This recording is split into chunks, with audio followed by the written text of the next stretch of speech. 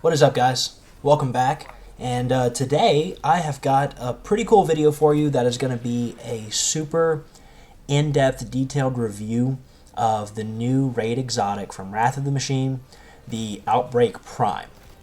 So the purpose of this video is to analyze the value of the new raid exotic pulse rifle.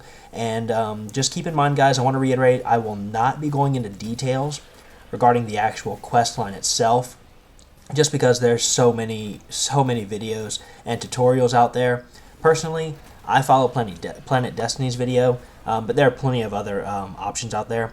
Today, what I want to focus on is really the weapons performance in PvP, PvE, and I'm going to do a separate section dedicated just to the raid.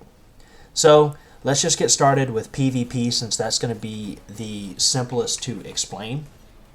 This gun is definitely in the right archetype for Crucible, because it's a Hawksaw archetype. So it's 73 rate of fire, dealing 7 impact.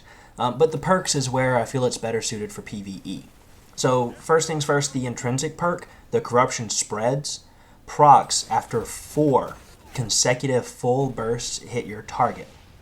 So this is really only going to happen against some of the roaming supers in the game, and not to mention hitting all 4 bursts consecutively is pretty difficult against moving targets.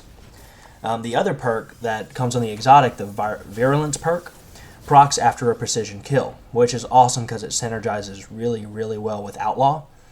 But here's the thing, there is a cooldown on it, and I think it's roughly 10 seconds. And the perk is very reminiscent of Firefly. And each nanite, I believe, hits for 4 damage in the Crucible, and it tracks targets pretty aggressively. But very seldom is it going to land you another kill, unless the enemy has sustained some damage that was standing close to it. So the Virulence perk is fun, it does a thing, but it's not a top tier perk for PvP. Overall though, the weapon does feel really good in the Crucible. I recommend running Smart Drift Control and Fitted Stock just to get your best recoil management. But it's definitely going to get outclassed by a well-rolled Hawksaw or PDX-45. Not to mention, this is going to use up an exotic slot. So, I mean, if you enjoy running something like the Trespasser or exotic machine guns, then you're definitely going to have to make that sacrifice. And I don't think that's really necessary, considering this gun isn't really like top tier in PvP. It's good, but not great. But this weapon tells a much different story in PvE. So it's definitely a top tier exotic. The Corruption Spreads perk is excellent at taking down majors and ultras, and the Virulence perk works really well for tier 1 mobs, and just doing ad control, I think it's excellent for that. The only real complaint that I have about this weapon in PvE is that the Virulence perk cooldown is too long. As I mentioned before, it sits at roughly about 10 seconds for cooldown time, and if you have any weapon with Firefly, it doesn't have a cooldown timer. And I totally understand that the Virulence perk does significant more damage than something like Firefly, but so having it at a 0 cooldown timer would just make it borderline overpowered. So I think just adjusting it slightly, making it just, a little bit less of a cooldown timer would be much better, and it would just make the weapon feel that much more special. But overall, I still think the weapon is absolutely fantastic, and it feels really good, and I enjoy using it as my exotic choice, even over something like Gallowhorn in PvE. Let's move on to the section that I think everybody is probably most interested in, and that's going to be how this weapon fares in the raid. If we go all the way back to Taken King, and we start talking about the raid weapon that came from that, the raid exotic, which was Touch of Malice, and how that one pretty drastically affected the raid, affected the outcome, and affected everything because of its very specific perk of doing the extra damage while taking some of your health. And I'm sure some of you that have run the Oryx fight remember that, even LFG sites looking for people with Touch of Malice, that was one of the first things you would ask, hey, do you have the Touch of Malice?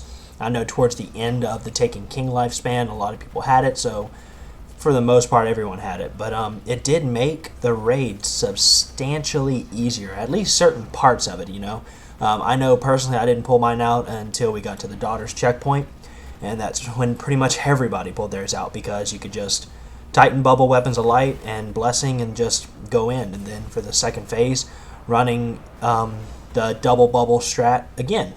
So I felt like then you come up with something like this exotic, and it doesn't affect the raid. I don't think at all, honestly.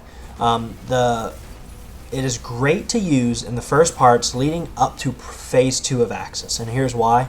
Number one is because you will never take advantage of 2 of the perks. You'll never take advantage of Outlaw, and you will never take advantage of the Virulence perk because you don't have any ads with crit spots. Everything that comes out is a goddamn skank. So, and skanks don't have crit spots, which kind of sucks because this weapon is amazing. If you wanted to do DPS with this weapon on the boss, then you would take advantage of the intrinsic perk. But for the most part, it's kind of a wasted thing because you're never going to be able to use that exotic perk, which is why I'm going to recommend running something else like Chaos Dogma. And the other reason is because Chaos Dogma, first of all, you can put a shit ton of shots if you crit the enemy. So with triple tap and with triple double, I think if I'm not mistaken, it's something stupid like 20 or like 25 shots, I believe, that you can put.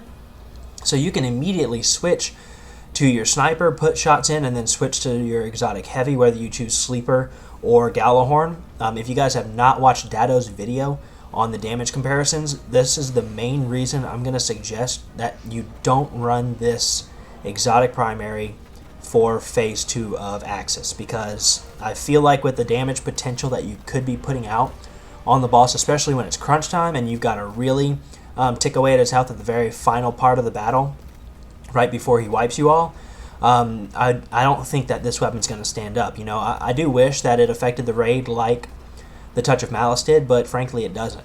That doesn't make it a bad weapon. This weapon's absolutely incredible. I used it for the entire raid, but like I said, once I got up to the phase 2 of Axis, I just found that I was kind of lacking the DPS, and so I would strongly advise that you guys run some high impact scout that's going to be able to one shot, or the Chaos Dogma almost one hits the skanks, and that way you can save your exotic heavy weapon. So those are just my thoughts, guys.